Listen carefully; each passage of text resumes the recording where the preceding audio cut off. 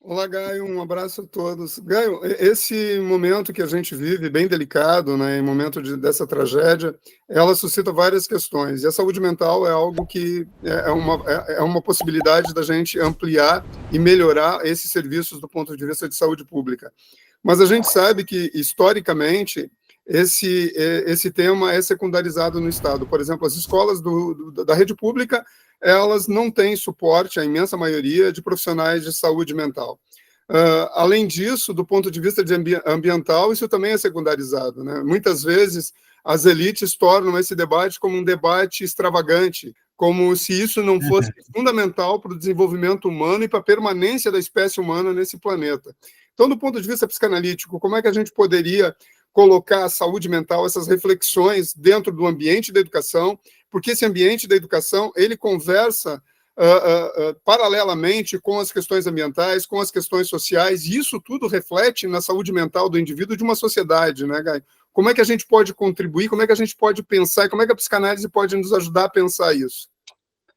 Bom, é fundamental que a gente se valha do cabedal conceitual e da prática clínica psicanalítica e leve isso para a extensão, né?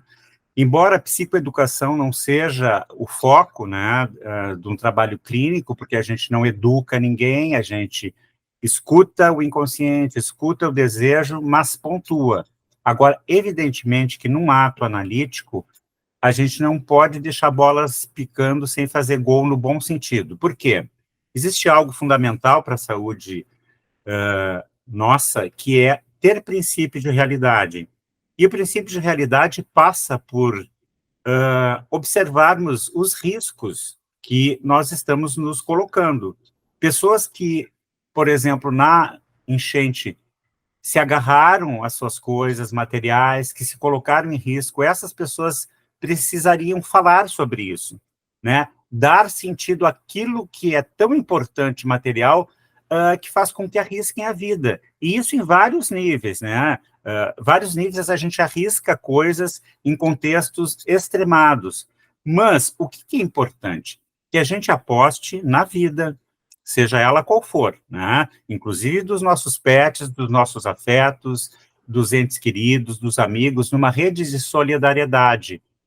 E na escola, a gente espera que cresça muito a discussão ambiental.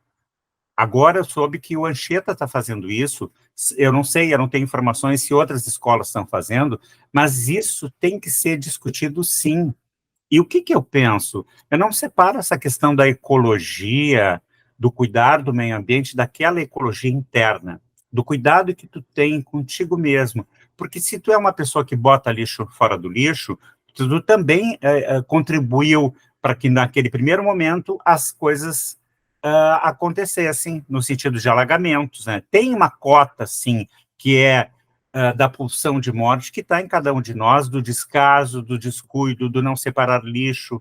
Então, fundamental ter uma política de saúde mental e ambiental neste momento para a gente refletir que é urgente isso. Isso é a palavra de ordem da humanidade. Agora, claro, ao ter este foco, todo mundo vai ter que ter princípios de realidade, discernimento, para ver se as suas escolhas de lideranças neoliberais, que não cuidam de código ambiental, que querem fazer derrubadas de muros, sem cuidar daquilo que ainda é preciso ser cuidado para evitar uma enchente, e por aí afora. Então, este olhar sério, realista, é fundamental que seja fomentado e discutido com as crianças. Por quê? Porque as crianças, elas precisam exercer este discernimento. Tem até um filme que está na Netflix agora, que é um filme de terror, que se chama O Mal em Nós. Eu vou escrever um pouco mais sobre isso. E tem uma frase de uma personagem que ela diz: o mal gosta das crianças e as crianças gostam do mal. Eu peguei esse gancho para poder falar desta perversão polimorfa, que é natural, mas que depende do quê? de uma elaboração edípica, de que o super-eu seja resultante, com consciência, né? Então, acho que é bem interessante a gente poder ver isso que está na cultura e o que ela nos traz para que a psicanálise em extensão também nos ajude a refletir, que é fundamental a educação mental e ambiental, né? Sem dúvida.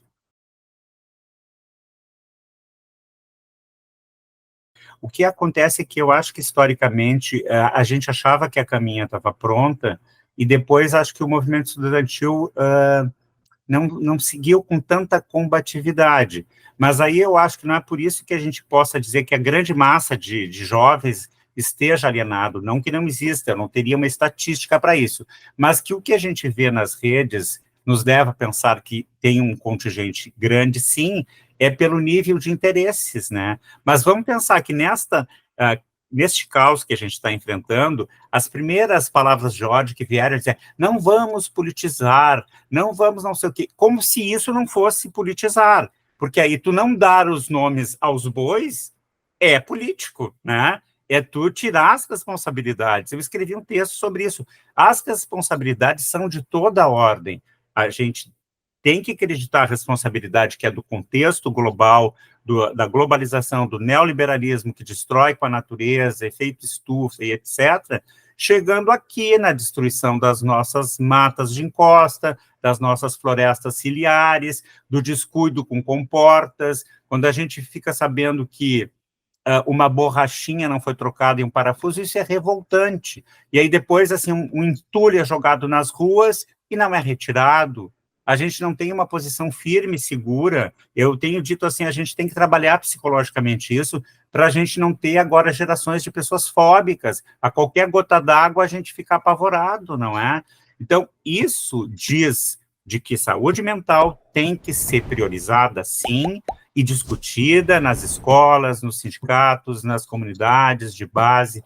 Nós, no movimento LGBT, estamos trabalhando isso, sim, para que a nossa parada de luta, que a nossa feira baile não deixe de acontecer. Em seguida, a gente vai ter uma definição, não sei se quando for ao ar, mas aí a gente põe uma tarjinha, né? Então, assim, a gente precisa estar mobilizado. Educação ambiental é a palavra de ordem de quem quer viver. Agora, se o caminho que tu está escolhendo é mortífero, tu vai ter que responder sobre isso e seguir gozando com a tua própria destruição, porque ninguém escapa disso, né?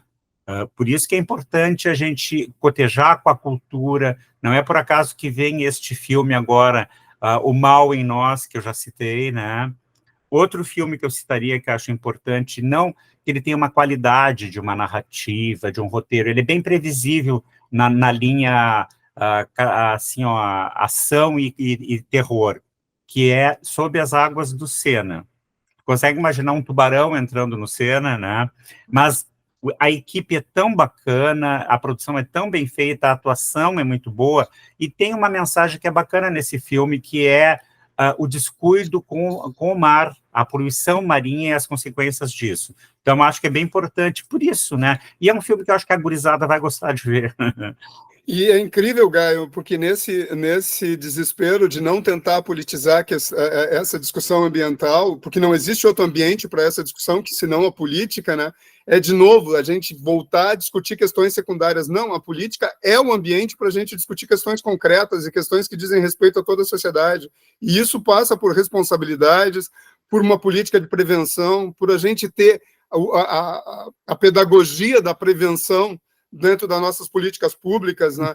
Porque a prevenção ela não é para que o desastre aconteça, mas se acontecer a gente está preparado, e o crime cometido nesse evento, e a gente não pode deixar passar, é de que haviam institutos há 15 dias falando da intensidade, as pessoas na serra não foram preparadas para evacuar. Então existe responsabilidade pública, sim, e a responsabilidade é aqui, nós temos que ser bairrista. Essa responsabilidade não saiu da fronteira do Mampituba, essa responsabilidade está aqui. Bom, houve um prefeito, né, de uma capital que mandou as pessoas para o litoral, para trocar o problema de lugar.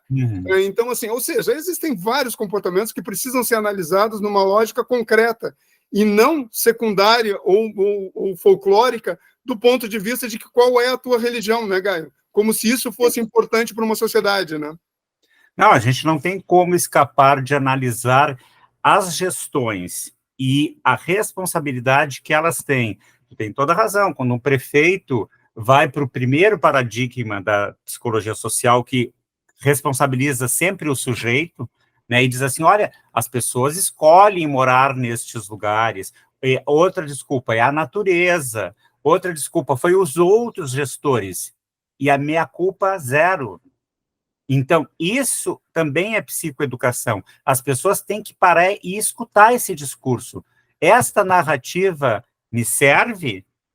Eu vou colocar lixo na rua e nas urnas? É uma pergunta que fica, né? E isso é princípio de realidade.